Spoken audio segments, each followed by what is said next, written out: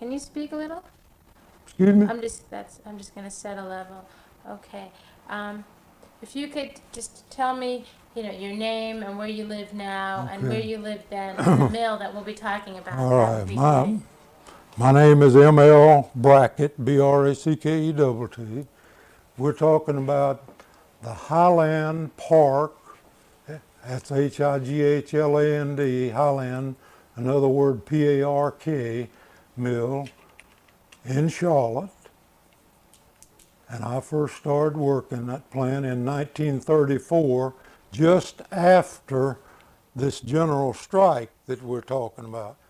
Um, Highland Park Mills, there were two of them in Charlotte. Plant number 3, the large plant that you've seen out in North Charlotte, next door to the YMCA. And then plant number 1 was a mile down toward town. Plant number 2 was in Rock Hill, South Carolina. But in 1934, And then there was the Mercury. pardon me? Then there was the Mercury mill, The right? Mercury Mill is out further north, about a half mile, and that was one of the group of Johnston mills, which is all in the same family with Highland Park mills. The Johnston family were the controlling stockholders in Highland Park mill. And actually, you visited, this is for you, right? Yes, sir. Okay. You visited the YMCA.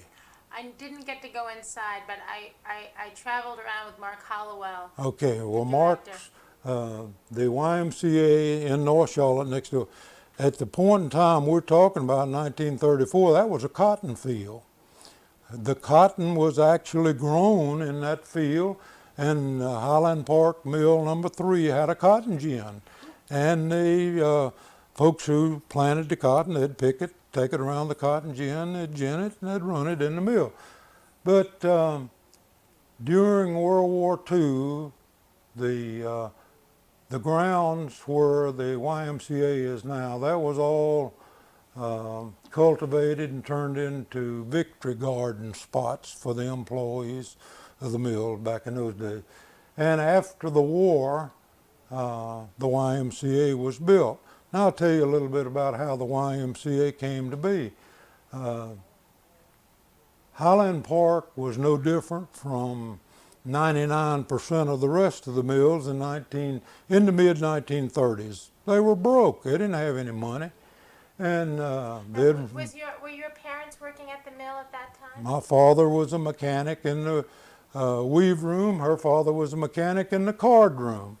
And they worked when the mills ran, and when they didn't run, you just did the best you could. Now, at that time in 34, was Highland Park number 3 on short time? Highland Park number 3 was running 2 shifts at that time, and that was considered full time in those days. The minimum wage at Highland Park at that time was 30 cents an hour. Now that was due to the NRA, right? That was in. The NRA came in the year before that, and that's when all the minimum wage of 30 cents an hour went in.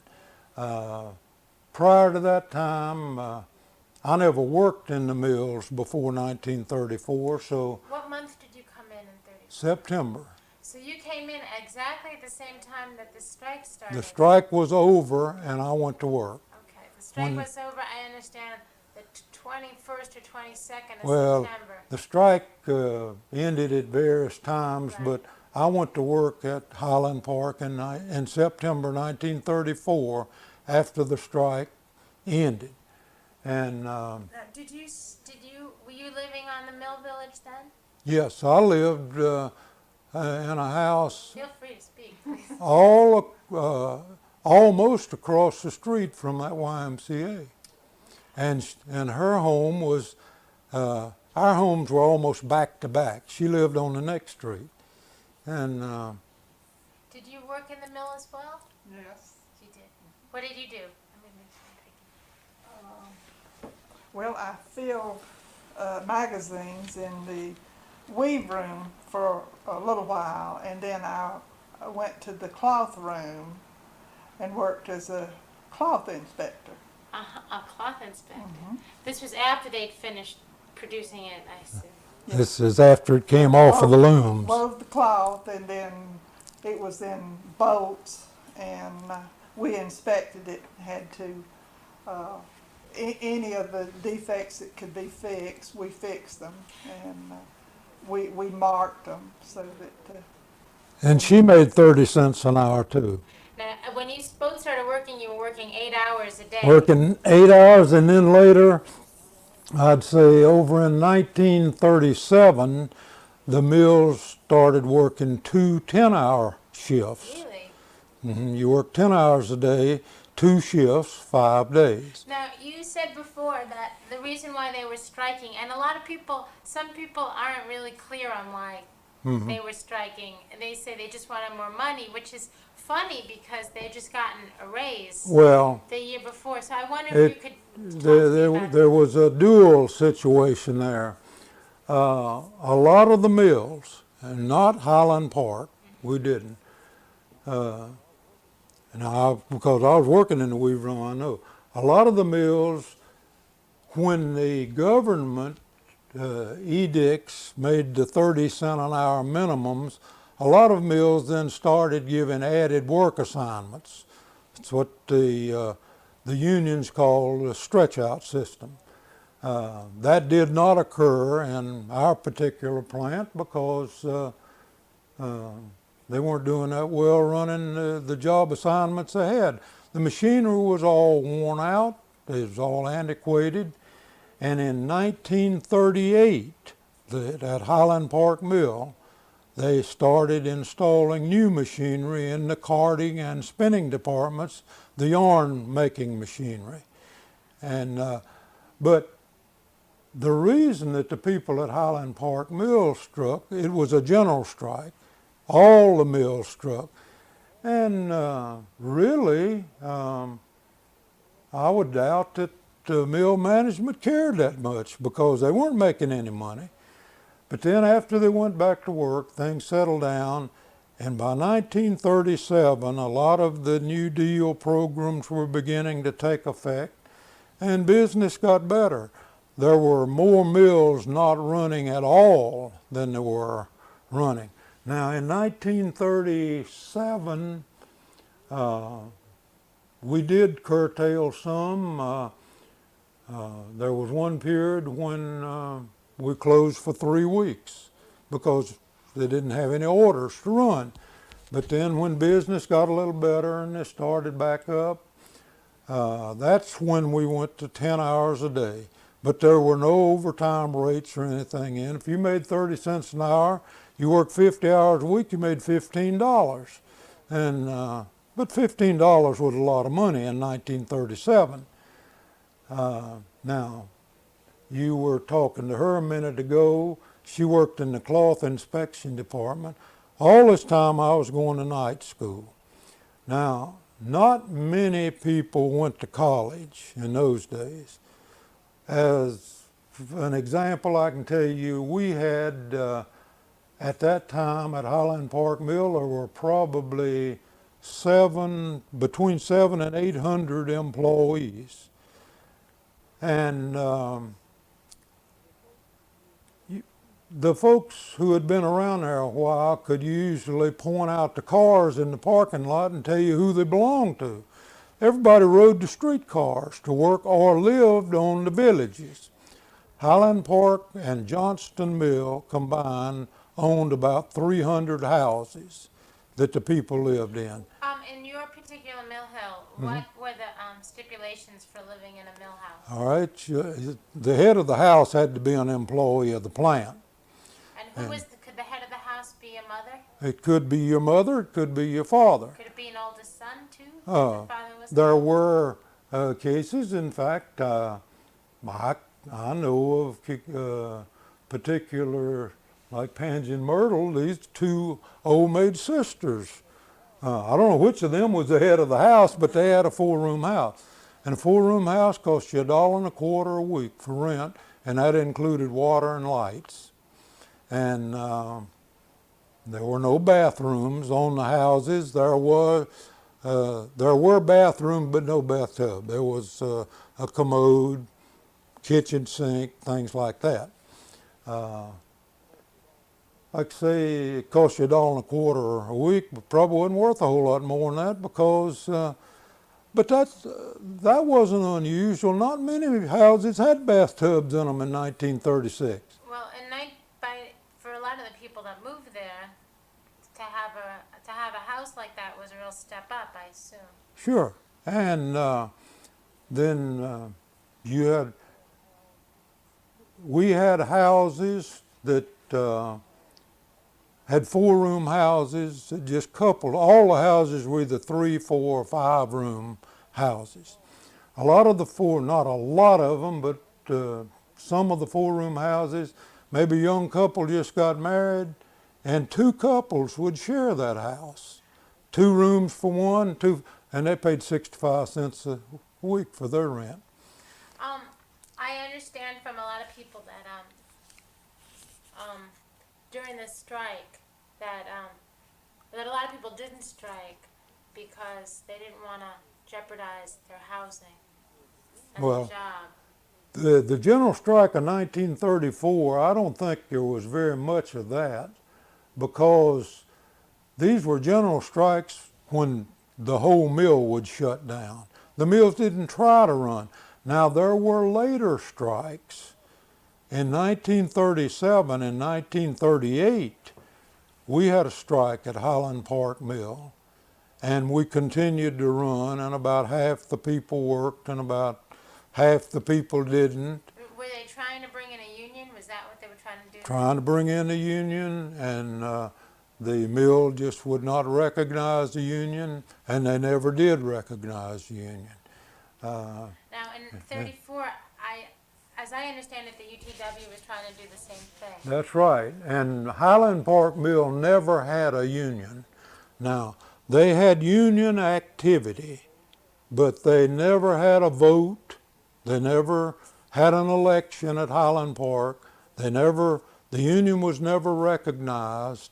And could you define what union activity is? Because that's union activity is when the unions come in and they get a few people to join the union, and they did that happen at Highland Park? that happened at Highland Park, and unfortunately, husbands and wives. The husband maybe signed a union card and the wife didn't, and when they struck, she worked and he didn't, or vice versa. I know some where the husband worked and the wife stood on the picket line. At Highland Park? Yeah. And we had some violence. Now, was this in 34 or is No, this this was later. This was like 37 and 38. But in 34, we had no violence because the mill is closed and didn't attempt to run 3 weeks. So Highland Park stayed shut For 3 weeks. So then I think this might not be Highland Park because it looks like people are going into work. Mm-hmm. So I'm going to show it to you right now. Well, if people were going into work, it wasn't in 1934 then, because they didn't even try to run. Okay. Now, if it's not Highland Park, it could be a mill. It's a mill in Charlotte. Okay. This was newsreel footage. Okay. And in the newsreel notes, it was shot by Fox Movie Tone, and they said that this is Charlotte, 1934. They didn't tell me which mill. Okay. Okay, and there's sound. So I can turn this up. Now, is this it? Yeah, this is the beginning of it. Now, 12 mills in Charlotte there's at 10 that and 12 time. mills. And if it shows more of the building, I'll see if I reckon. But this, None of these girls look familiar. I Do don't these girls recognize look like any they're of those working people. age? Do they look like they could be working? Okay. Did you see those houses for a second? No, the reason I know too, we did not have any 2-story houses. Now, this woman is preaching against the strikers. You saw the 2-story houses in Yeah. the back. We did not have any. All of our houses were single story. Okay. walking into work, I think. Yeah. And then this is the National Guard. It's not only in our nation, but it's in other nations. We look over here. There's a machine gun. We didn't have, I'll tell you where this was not in Charlotte. This isn't This Charlotte? was in South Carolina. It was in Fort Mill, South Carolina. Fort Mill? That's 20 miles down the road. Because that is the one mill and the only mill that I know of in this area that they set up a machine gun at the gate. And another thing, we didn't have a fence. Highland Park did not have a No, fence. did Fort Mill, that's the name of the mill? Springs, Springs Mill? S-P-R-I-N-G-S. This is Elliot's Mill? Springs Mills at Fort Mill. And they, Now, did that mill have a you can turn that railroad? sound down because Oh, I'm sorry. I can't understand them anyway. Now, Did Fort Mill, excuse me? did this mill have a railroad that went right behind it? Had railroad ran right across in front of it. And Okay, that's what, okay, you're gonna, all right. yeah, You're gonna see, did it have a tower? yeah. Okay, if you saw the tower and the windows, would you recognize that mill? Well, they had practically all mills had towers back then. But you see the machine gun sitting there? I Here do. goes the train. And the train's going right in front of it. All right, when we get through, I'll try to show you a picture and a book just like that. Like, see, we didn't have guard houses and a fence. We didn't build a fence around our mills till World War II came along. Now, is that mill still standing? In It Spring? is, but it's not in Are operation. there still houses around there? Mm-hmm. Do you Yeah. think people still live in those houses? Oh yeah, yeah. And that's only 20 miles from here. That's Yeah, down. I'll go there tomorrow. I That's have down. till I have to be on my plane at 7:30 tomorrow night, so I have Well, some time. actually, if you had somebody with you, if you could come back to the airport from Fort Mill, the airport's about halfway between Charlotte and Fort Mill. I could have somebody with me. Yeah, there are people still down there. Okay, we're gonna. Do you know anybody down there? No, I never did know anybody down there. Now, are you? Why would they say it's Charlotte? You think that? Well, anything, Okay, now there's yeah. the mill. You see, and back in those days, all mills looked alike anyway. Now, let's wait just a minute. This doesn't look like the same mill. The thing is that they're standing on opposite sides of the street. Our tower was in the center of the mill.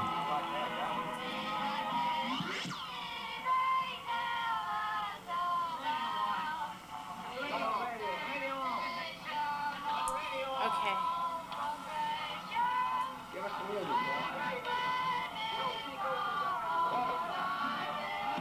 You see, when Movietone News said Charlotte, Yeah. well, Fort They Mill didn't know could have been anything. in. Right. Is that all of it? That's it. Now, can I go back and we'll look at the buildings again? Yeah, back up a little bit. This is Canapolis.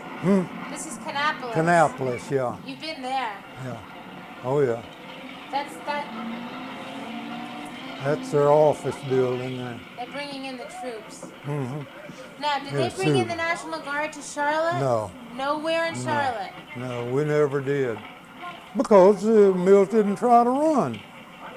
Our mills didn't around Charlotte.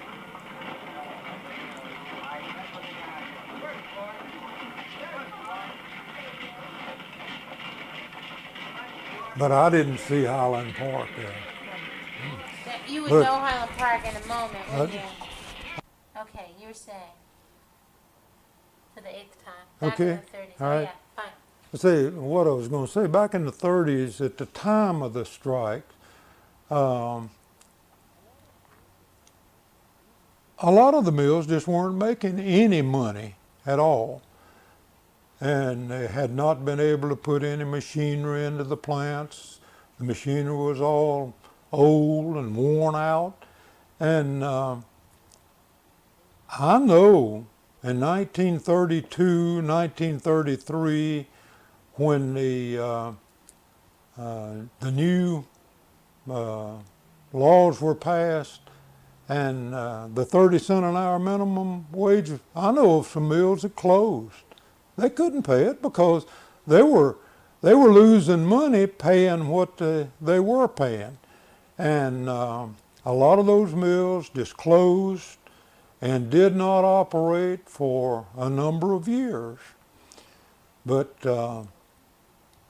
as far as Highland Park was concerned, they were big enough that they could continue to lose money for a few years. But then when they started making money, they started paying their people good money. Then in 1953, a decision was made to sell the houses to the employees. And the 300 odd houses in Charlotte that were owned by Johnson Mills and Highland Park Mills were sold to the employees. The average price was about $3,000.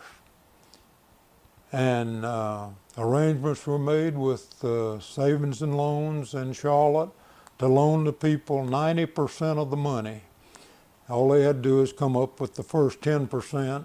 And if they didn't have that, the company loaned it to them.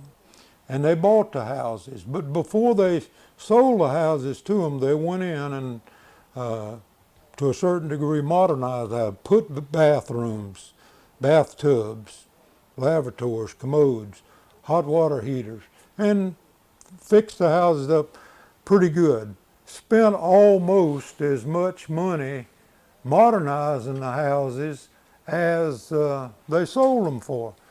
The money they had left, they air conditioned the mills with it.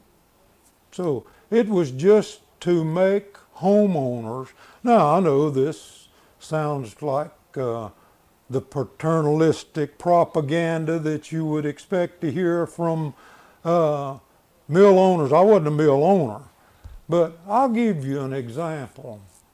In 1937, the manager of Highland Park Mills left, and he owned 10 shares of stock, and he tried to sell it for $7.50 a share. I happen to know he never could find a buyer, but he sold the 10 shares for $7 a share, $70. Now, when World War II came along and the mill started making money, by 1969, when that mill was liquidated, in the years before that, the stock was split 10 for 1. So the man that had the 10 shares then had 100 shares. He paid $70 for the 10 shares. So now he had 100 shares, and when it liquidated, it's $39 a share. So he got $3,900 for his $70 investment in 1970. But who had $70 in 1970? This is not an unusual story. The mills were that broke. 30 miles north of Charlotte is Mooresville. I don't know if you ever went up there. I've heard of it. I haven't. Okay. They had a big strike up there. That mill went bankrupt, and stock was sold for 50 cents a share in that mill. After World War II, Burlington Mills bought it, and I'd say a lot of those people who paid 50 cents a share for the stock then became millionaires, because that's the way it turned around. But the thing that so many people don't realize was the condition that this country was in 1934. I mean, it was pitiful tell you what, and this has no place in your book, but we got married in 1936, in October 1936, and we lived at the boarding house at Highland Park Mill for a few weeks, and then we moved to her mother's house, and we didn't make but one trip, walking. We could carry everything we had, and that was the way people were poor. You talk about poverty, and you can't have any less than nothing, can you? No, you definitely can't have less than nothing. So we had exactly nothing. I was making $15 a week when I got married.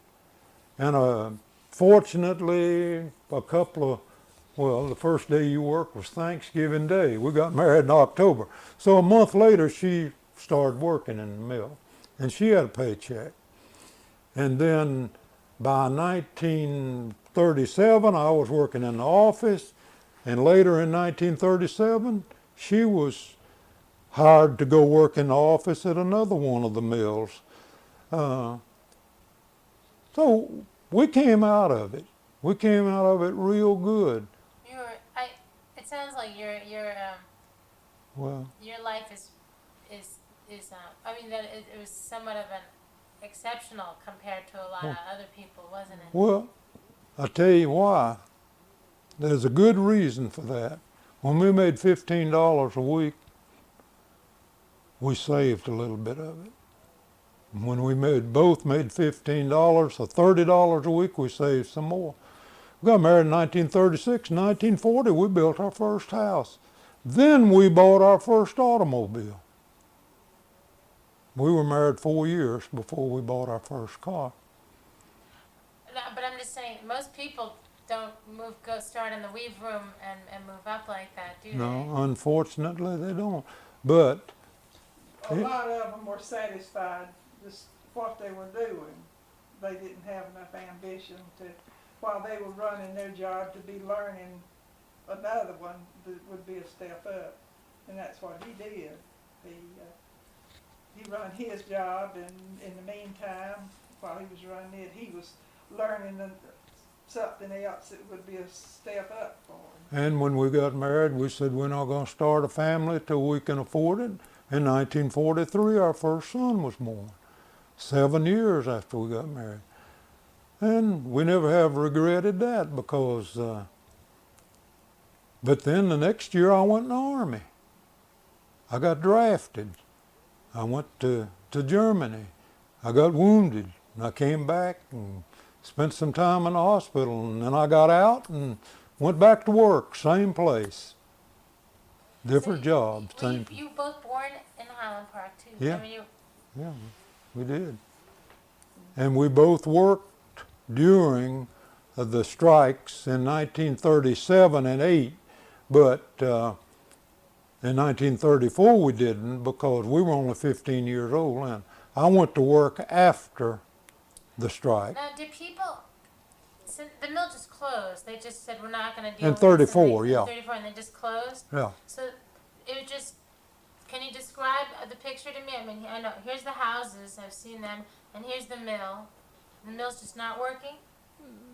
No, the mill was not running, but Highland Park Mill did not charge any rent for those weeks. And were people picketing, or did people go out there to stand Oh, outside the mill? they probably, we didn't have a fence, so there was a congregation of people around the entrance, the road that goes into the mill, but there was nothing. In 1934, the strike in 1934 was, for all practical purposes, just an interlude at Highland Park Mill. Nothing happened. They didn't try to run the mill. The people didn't cross any picket lines. Were they trying to organize a union at the time? Did they take those 3 weeks to try and? They tried, but there was no activity. There was no union activity at Highland Park until about 1937. Everyone, a lot of the people that I talked to in other communities, they always say that other people came in and instigated this. They came in the flying squadron, and they were outsiders that came in. Well, Was that the all the same union thing? people were. I guess I'm as great a student of the Southern textile labor movement as anybody. And I'm a student of Samuel Gompers. And I think I've probably read all the things that he's written and all the things that were written about him. Organized labor was probably needed very badly when Samuel Gompers started it. But the organized labor movement became an entirely different way of life as to what Samuel Gompers intended for it to be. They wanted the union dues, and there was no way to negotiate with them in the South. And you'll find differences of opinion about this. They preached nonviolence, but they didn't practice nonviolence. A union leader was imprisoned for attempted to blow up transformers at a mill at Henderson, North Carolina. You probably have read about No, that. I I haven't. can't think of his name. Can you? What was that? This was back in the 50s. But fear and violence became too much of a way of organizing. And the Southern textile worker just bucked it. They said, and then to call it paternalism or whatever you want to, I managed that largest mill in Charlotte for 14 years. I was president of Johnston Mills for the last 10 years. I knew practically all the people that worked in the mills. Everybody that worked in those mills knew that if they wanted to talk to me, all they had to do was walk in the office. They didn't have to have permission from anybody. Now, if they joined a union, what could the union do for them?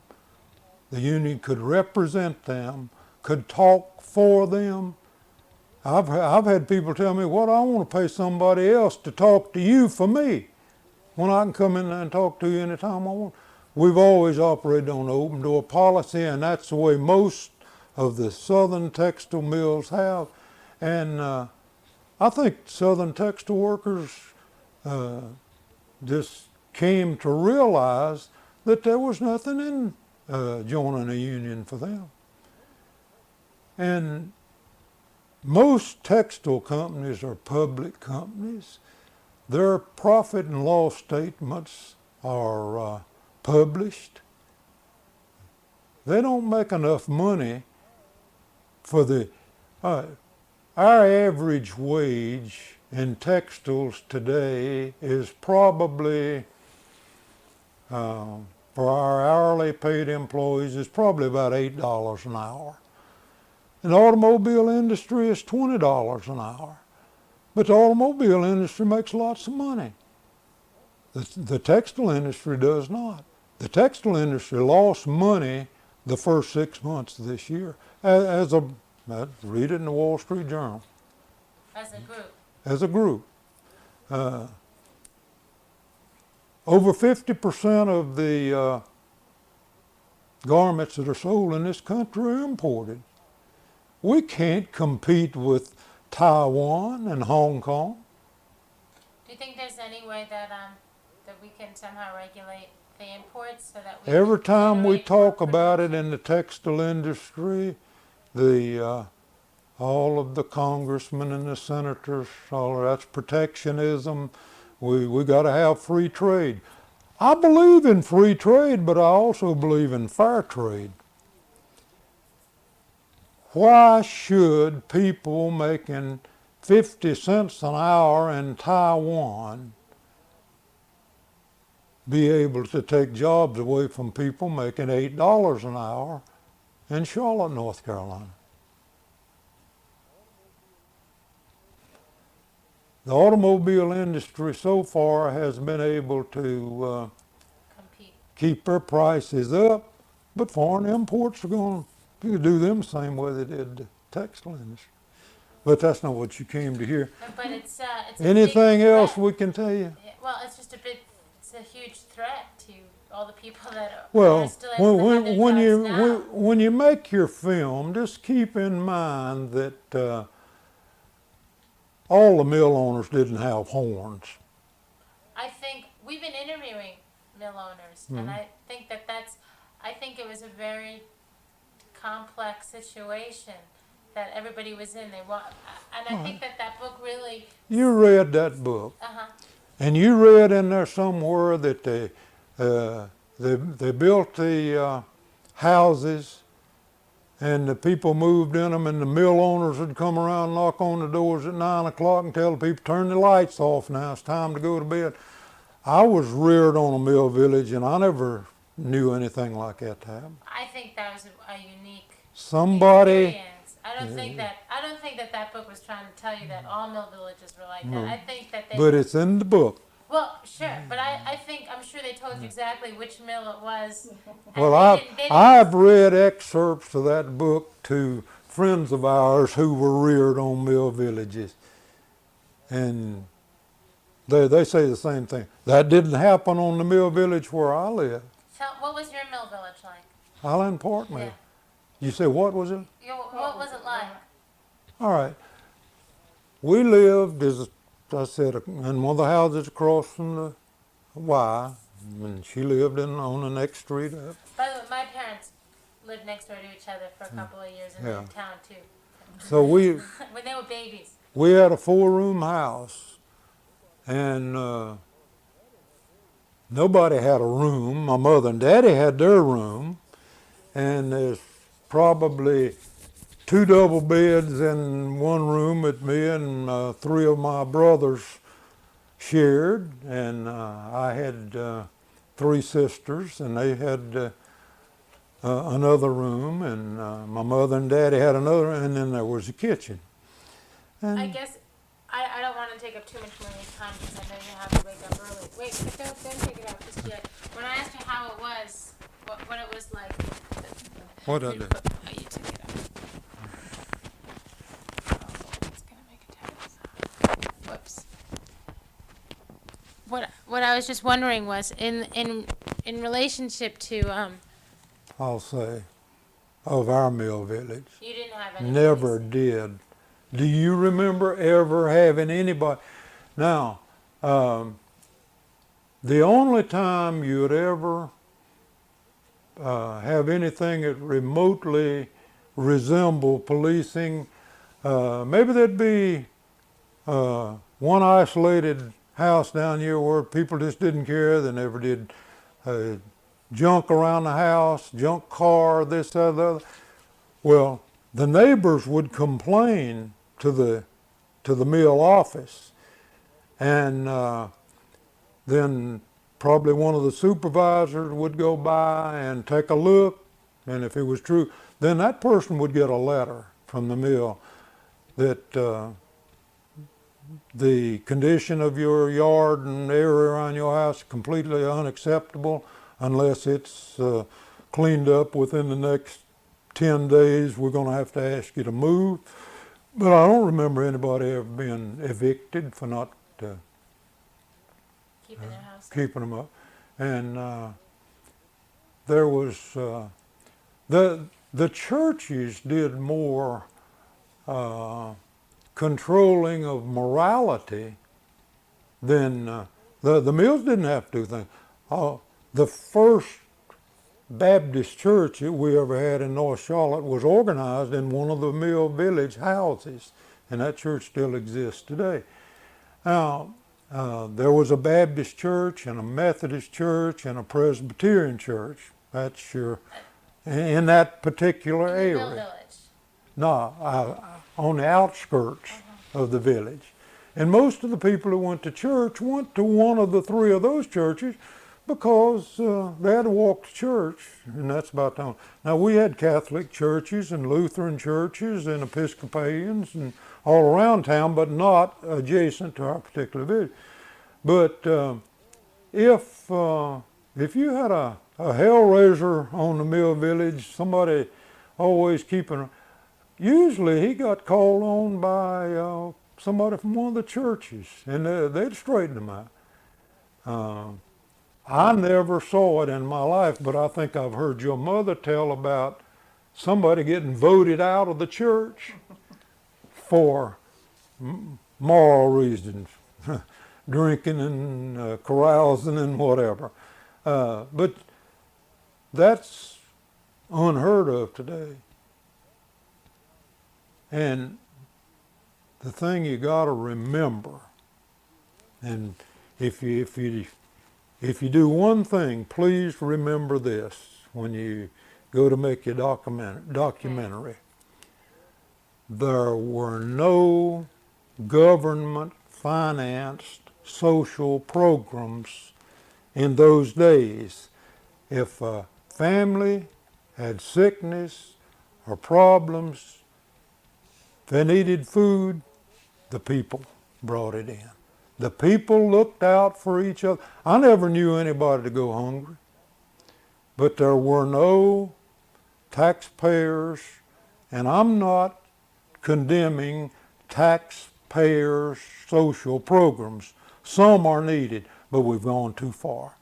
And we have actually known, I don't know of it happening in our mill, but we have actually known of cases where women have quit their jobs because if I continue to work, they cut off my aid to dependent children. I can make more money by staying at home. Well, that isn't right, but that's not what you came here for.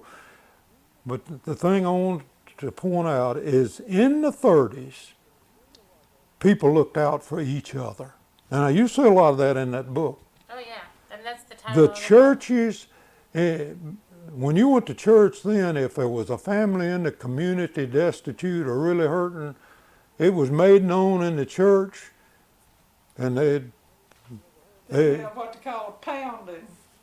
you ever heard of a pounding? I never heard it called that. Well, that's what they call it. They'd announce in church, we're going to have a pounding next Tuesday for Mrs. So-and-so. She's had another baby and they've had a lot of sickness and this, that, and that. So everybody brings something.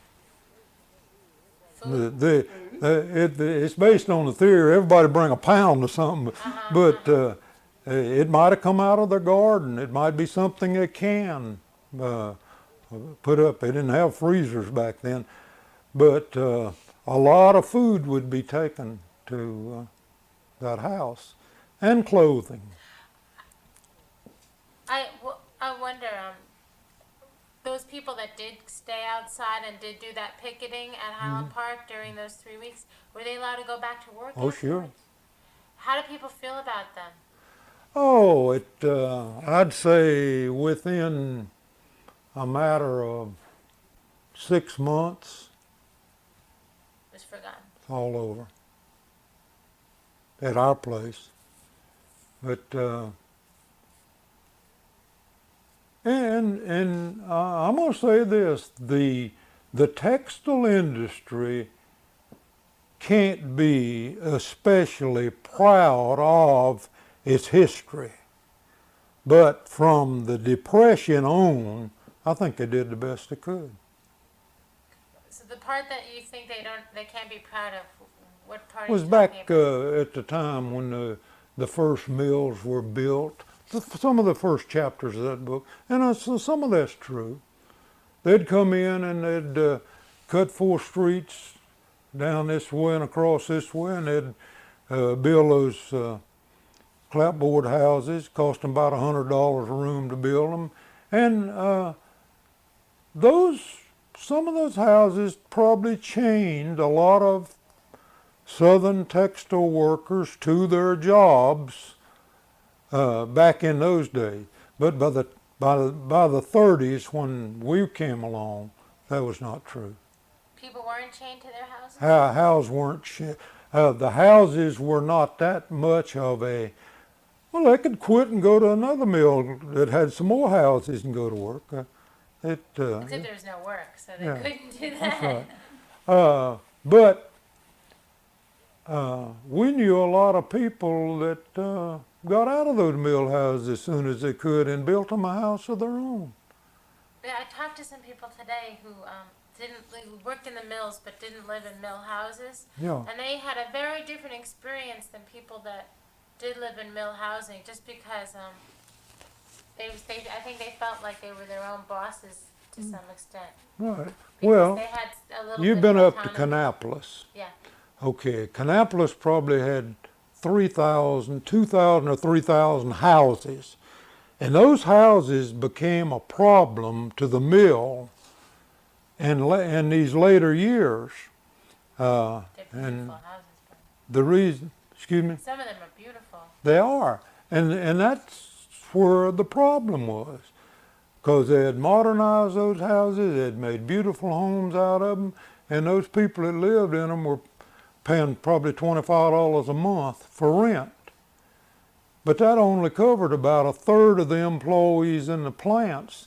And those other 2/3 of the people felt that these people who live in these mill houses are getting subsidized.